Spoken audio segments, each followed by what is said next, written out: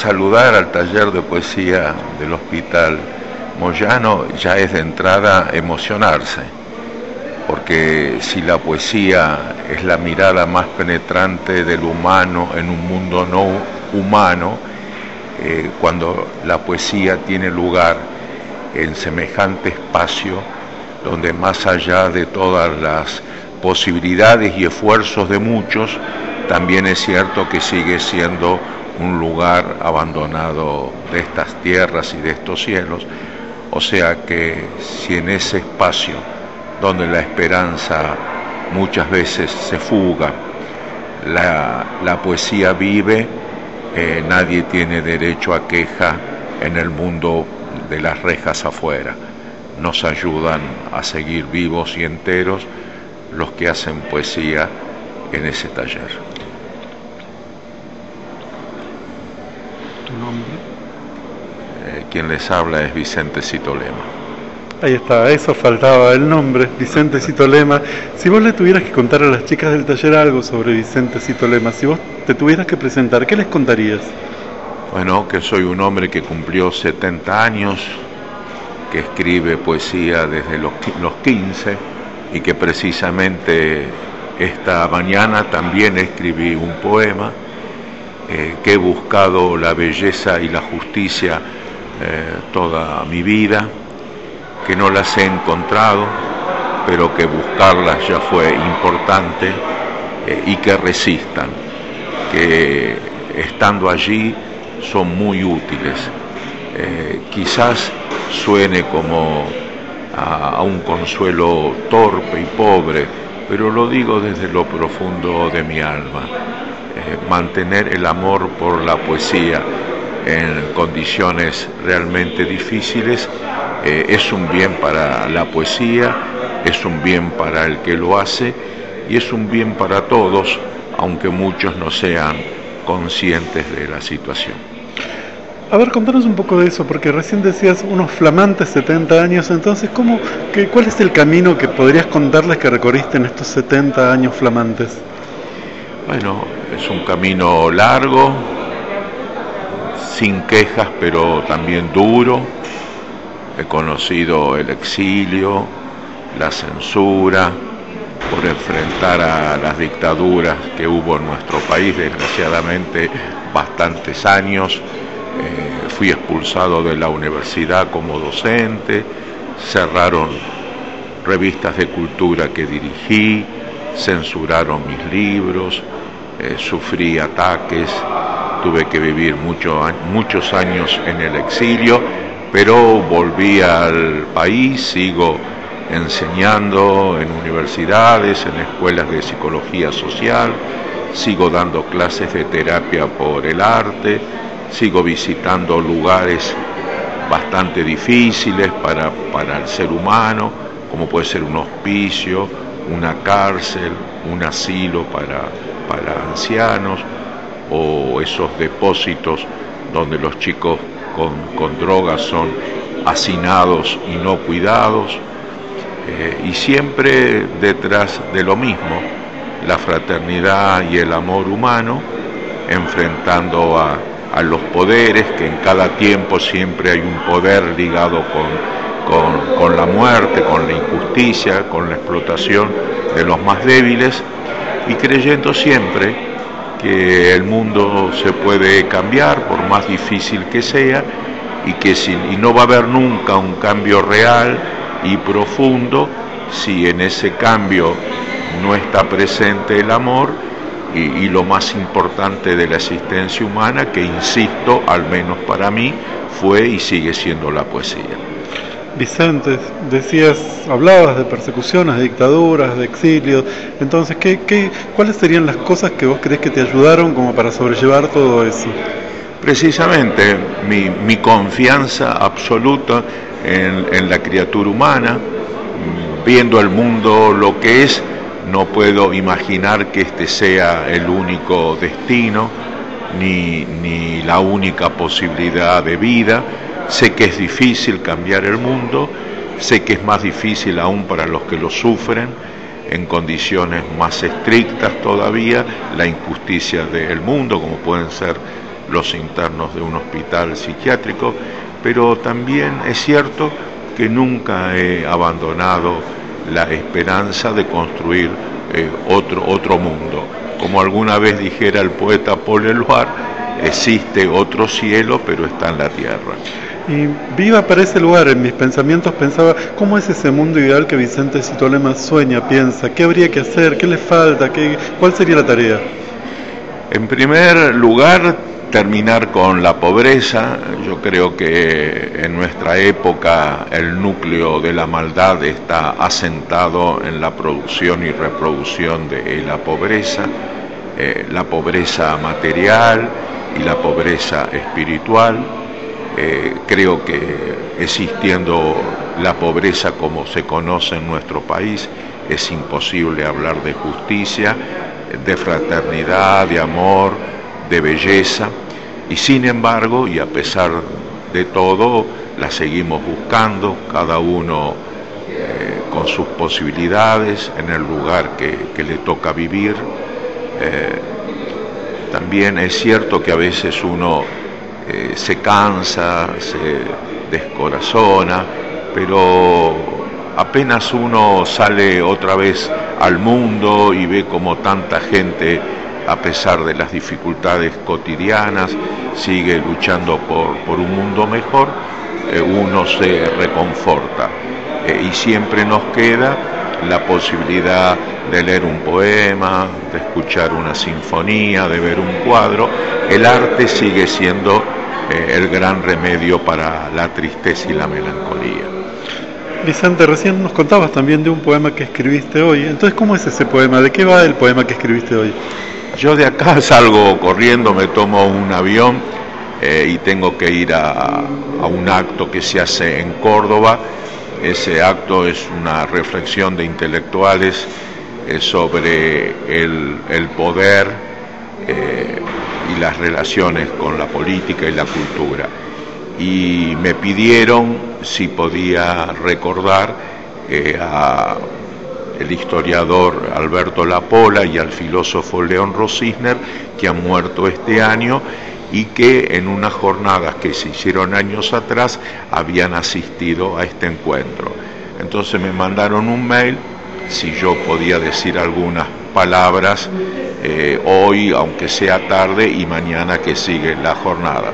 Y bueno, me sale a veces mucho más fácil escribir en poesía que una reflexión filosófica o histórica, así que escribí un texto de recuerdo a esos dos entrañables amigos míos, que fue, insisto, el historiador Alberto Lapola y ese gran filósofo, tal vez el más importante que yo haya conocido en la Argentina, que se llamó León Rosisner. O sea que, tratándose de un taller de poesía en el Hospital Moyano, muchas veces nos preguntamos sobre esto de la producción poética. ¿Cómo se trabaja, cómo se crea un poema? Para vos, Vicente, ¿cómo es eso?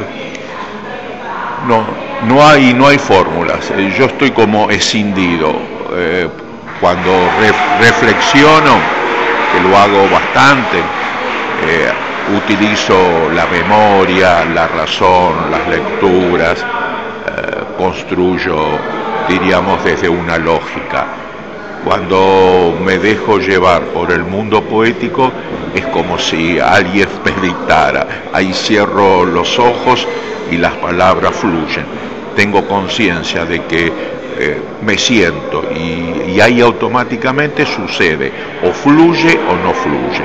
Y si no fluye la poesía, no hay que insistir. Hay que pensar qué mal estaremos haciendo en nuestros actos que la poesía se haya espantado. No se la puede hostigar. La poesía viene o no viene. Por suerte, cuando uno quiere a la gente, yo que quise mucho a León y a Alberto, no tuve que hacer ningún esfuerzo. Me senté y el texto vino entero y en menos de 20 minutos estaba escrito y ya lo había enviado a los organizadores del encuentro hoy en Córdoba. Vamos sospechando la respuesta. ¿Cuál de los dos Vicentes te gusta más? ¿El que escribe poesía o el que reflexiona y escribe cosas serias? O cosas en relación con el pensamiento. Son dos partes mías. No puedo negar que me da más placer la poesía, pero me siento socialmente más útil de golpe cuando reflexiono, porque desgraciadamente la poesía no tiene el mismo público. Tengo conciencia que cuando doy una conferencia sobre algún tema de los que yo trabajo, es como que hay un auditorio más receptivo, y con la poesía hay gente que la ama y hay gente que es refractaria y no se la puede convencer. De todas formas, yo hago trampas, porque cuando reflexiono siempre de alguna manera u otra leo algún poema incorporándolo, o me dejo llevar de golpe por un momento poético. Me atrevería a decir que con el paso de los años la poesía y el pensamiento se han ido uniendo naturalmente en mí. Y por ejemplo, mi último libro, que va a aparecer a fin de año, Filosofía de la Pobreza, es poesía y pensamiento, a veces separados, a veces juntos. Cuando en el texto filosófico aparece demasiado la poesía, puede ser que los estrictos de la filosofía se enojen, y cuando en el texto poético aparece como pensamientos demasiado elaborados, puede ser que los poetas se enojen. Yo acepto los enojos de todos, pero también me dejo guiar por mis necesidades espirituales. Dos lugares: octubre, Buenos Aires, 2011, Curar por el arte. ¿Algún momento en el que el arte a Vicente Acitolema lo haya salvado, lo haya ayudado a estar mejor? Sí, desde que nací. Pareció que mi vida estaba marcado por la tristeza, y sin embargo he llegado a una edad adulta, transito ya lo que se diría la vejez, y me siento conforme con lo que es mi vida, y dudo que esa conformidad hubiese podido existir si el arte no me hubiera amparado. 2011, octubre, Buenos Aires, decía. Y estás rondando la poesía y el pensamiento, la filosofía. ¿Cómo ves hoy por hoy a los pensadores, a los filósofos? ¿Cómo te gustaría en todo caso que fuera eso, la actitud de los pensadores, de los filósofos? Es muy complejo decirlo. Siento que están muchas veces alejados de los problemas más profundos que acontecen en la realidad diaria. Alguna vez Marx habló de miseria de la filosofía, no de que la filosofía sea miserable, sino que toda cosa puede convertirse en algo miserable según el uso que se le da. La medicina puede ser algo noble, y muchas veces sabemos que se ha convertido en un instrumento mercantil realmente infame. El derecho igual, solo con ver o leer fallos de jueces todos los días uno siente vergüenza ajena. Es decir, que no hay ni ciencia ni cosa en sí que pueda en el mundo de hoy decirse que está absolutamente asegurada de que no va a ser, entre comillas, contaminada por los males de esta época, que son el consumismo, el sálvese quien pueda, el reemplazo del amor por el canibalismo social. Bueno, esas son cosas que existen. Y en la filosofía, desgraciadamente, duele más, porque la filosofía su traducción directa sería amor por la verdad, y cuando la verdad es tan desnuda como en los tiempos en que vivimos, y buena cantidad de filósofos, no que pierden el tiempo, porque hablar de filosofía en cualquier espacio siempre es positivo, pero hay también urgencias a las que la filosofía no puede cerrar los oídos, ni el corazón tampoco.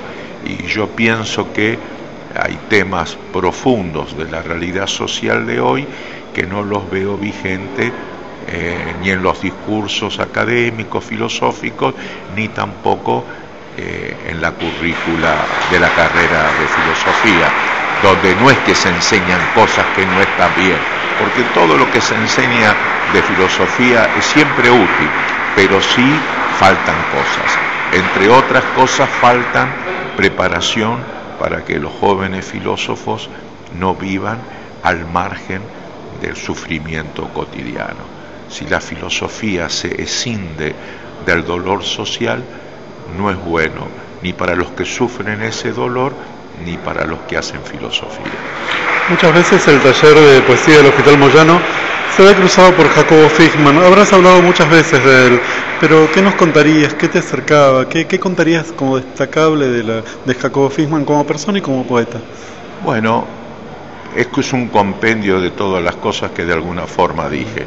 Si hay un filósofo que yo conocí personalmente y que hizo de su filosofía una manera de enfrentar el dolor propio y ajeno, fue Fichmann. No el único, pero uno de los mayores. Y su poesía sigue para mí constituyendo uno de los momentos más importantes de la cultura del siglo XX en la Argentina. Apuntamos al cierre. Una mujer de tu historia, del mundo, del planeta, que elijas y un porqué.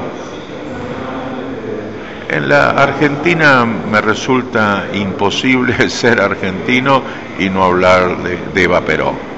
No es la única, pero pienso que ha dejado una huella profundísima en nuestra historia. Y esa huella, en mi criterio, con el tiempo todavía va a ser más profunda. Más allá de que sea justa o no, esa es otra disputa, pero se ha convertido tal vez, en mi criterio, en el mito más perdurable de la cultura argentina. Y en el cierre, un fragmento de un poema tuyo que te acuerdes y que nos puedas regalar, y si no, a ver. No, mío no, porque no lo recuerdo, pero sí de un gran filósofo, poeta que me marcó mucho, Ungaretti. Lejos, como a un niño, me han llevado de la mano. Vicente Citolema, gracias por esta charla. No, el bolso lo tengo allá. Gracias por esta charla. No. Y hacemos